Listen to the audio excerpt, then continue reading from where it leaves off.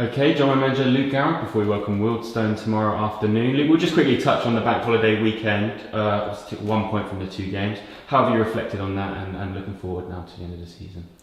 Listen, can't affect what went on. Disappointed with our home performance against Dagenham. Extremely happy with our away performance against Bromley. You look at that performance, the reaction after going a goal down. I think it was 18 seconds by the time we took the kick off to equalise, and I think we've done enough to warrant a point from the afternoon. Possibly could have had all 3 if we'd had a little bit better quality in the final third, but that wasn't the case. And disappointed that we've only collected 1 point over the weekend. You look at that, people were suggesting that the playoffs would have been set after that weekend, and they're probably been blown open, even more so with the result on Wednesday evening with Eastleigh and Gateshead. So it's given us an opportunity still in our hands, which is brilliant, to be 4 games from the end of the season and still have it in your hands to get into the playoffs. I think that's credit to everyone at the club, and yeah, the focus fully turns to Wealdstone tomorrow. Yeah, 4 games left, and you just mentioned it there. What is your message to your team going into those 4 games when the playoff push is still on? I keep saying the word embrace, enjoy. There's a pressure from the dressing room, not from anyone outside the dressing room, I have to say that. I think it's been a great season. To be in the playoffs at this late stage is fantastic. Our defensive record's incredible. I think we are a win away from recording our 2nd best return in the National League in terms of our points.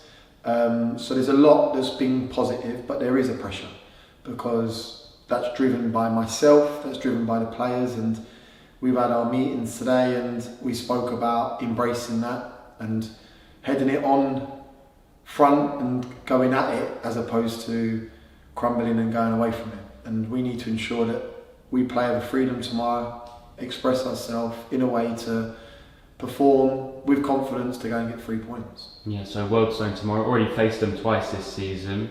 What can you remember from those games and what are you expecting from them tomorrow?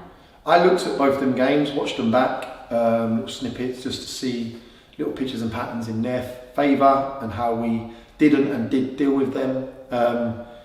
At their place, it was a tight affair. We went down to personnel being injured. I think that was Connor Stevens' injury, and Denner Lewis was at left back, Finley was left side centre half, so it was slightly different. Obviously, the personnel was better in terms of the week later in our FA Cup game, more back to the shape that we play. It was a 5-3. We was out of sight to an extent, and then they done fantastic to get back into the game. And it wasn't for Danny Elliott, it would have been a lot closer, making that 2-goal buffer. They've had a great season, really good season. I think him and his assistant have done phenomenal, and you can see when they play the likes of Oldham and Notts County in recent games, they play really good football. Good patterns, good pitches. We got a game plan. We need to implement that tomorrow, and it's for us to get our game going, to excite the crowd here, to get right behind us and ensure that come 5 p.m. we've got 3 points. Yeah, obviously return home to Meadow Park tomorrow. 3 games of the 4 are at home. What's your message and what are the players trying to do to improve that home form for the run into the season? So I've looked at that heavily. Our away form is fantastic. We're 3rd in the away form guide. We are currently 17th in home form guide. We have got the 3 games to play at home. A lot of teams have only got 1 still at home. If we win the 3 games at home, we can leapfrog to 7th. So in terms of that, the difference between our home form is a matter of a win. For me, the form guy goes out the window.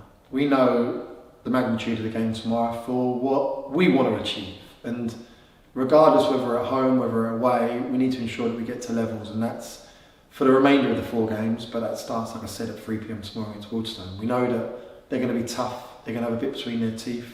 Like I said in my programme notes, they still have ambitions, they have an outside shot of getting into the playoffs, so they're going to leave no stone unturned. We need to ensure that we're on it. We need to ensure that we're right at it from the off, and after the week we've had, good 2 sessions yesterday and today, a good meeting with the group.